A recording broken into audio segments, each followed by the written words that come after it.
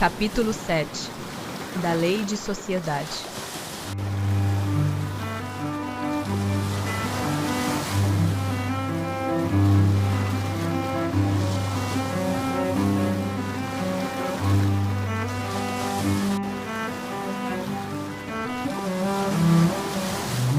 Necessidade da vida social. A vida social está em a natureza? Certamente. Deus fez o homem para viver em sociedade. Não lhe deu inutilmente a palavra e todas as outras faculdades necessárias à vida de relação. É contrário à lei da natureza o insulamento absoluto? Sem dúvida, pois que por instinto os homens buscam a sociedade, e todos devem concorrer para o progresso, auxiliando-se mutuamente. Procurando a sociedade, não fará o homem mais do que obedecer a um sentimento pessoal? Ou há nesse sentimento algum providencial objetivo de ordem mais geral? O homem tem que progredir. Isolado não lhe é isso possível, por não dispor de todas as faculdades. Falta-lhe o contato com os outros homens. No isolamento, ele se embrutece e estiola. Vida de isolamento. Voto de silêncio. Concebe-se que, como princípio geral, a vida social esteja na natureza. Mas uma vez que também todos os gostos estão na natureza, por que será condenável o do isolamento absoluto desde que cause satisfação ao homem? Satisfação egoísta. Também há homens que experimentam satisfação na embriaguez. Merece-te isso aprovação? Não pode agradar a Deus uma vida pela qual o homem se condena a não ser útil a ninguém. Que se deve pensar dos que vivem em absoluta reclusão, fugindo ao pernicioso contato do mundo? Duplo egoísmo. Mas não será meritório esse retraimento se tiver por fim uma expiação, impondo-se àquele que o busca uma privação penosa? Fazer maior soma de bem do que de mal constitui a melhor expiação.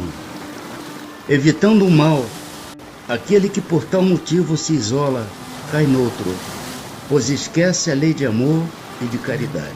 Que pensar dos que fogem do mundo para se votarem à missão de socorrer os desgraçados? Esses se elevam, rebaixando-se. Têm o duplo mérito de se colocarem acima dos gozos materiais e de fazerem o bem, obedecendo à lei do trabalho. E dos que buscam no retiro a tranquilidade que certos trabalhos reclamam? Isso não é retraimento absoluto do egoísta. Esses não se isolam da sociedade, porquanto para ela trabalham. Que pensar do voto de silêncio prescrito por algumas seitas desde a mais remota antiguidade? Perguntai antes a vós mesmos se a palavra é faculdade natural e por que Deus a concedeu ao homem.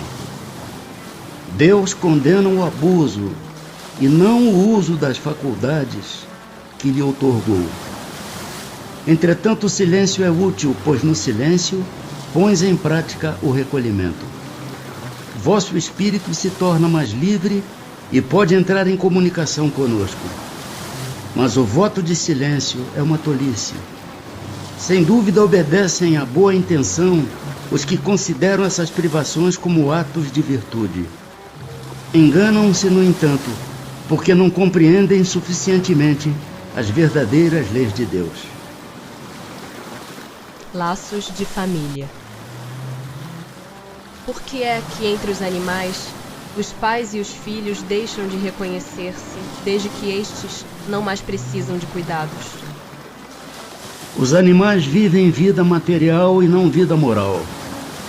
A ternura da mãe pelos filhos tem por princípio o instinto de conservação dos seres que ela deu à luz. Logo que esses seres podem cuidar de si mesmos, ela está com a sua tarefa concluída. Nada mais lhe exige a natureza. Por isso é que os abandona, a fim de se ocupar com os recém-vindos. Há pessoas que, do fato de os animais, ao cabo de certo tempo, abandonarem suas crias, deduzem não serem os laços de família entre os homens mais do que resultado dos costumes sociais e não efeito de uma lei da natureza. O que devemos pensar a esse respeito? Diverso do dos animais é o destino do homem.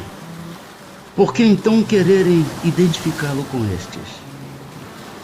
Há no homem alguma coisa mais, além das necessidades físicas. Há a necessidade de progredir. Os laços sociais são necessários ao progresso, e os de família mais apertados tornam os primeiros. Eis porque os segundos constituem uma lei da natureza. Quis Deus que, por essa forma, os homens aprendessem a amar-se como irmãos. Qual seria para a sociedade o resultado do relaxamento dos laços de família? Um aumento do egoísmo.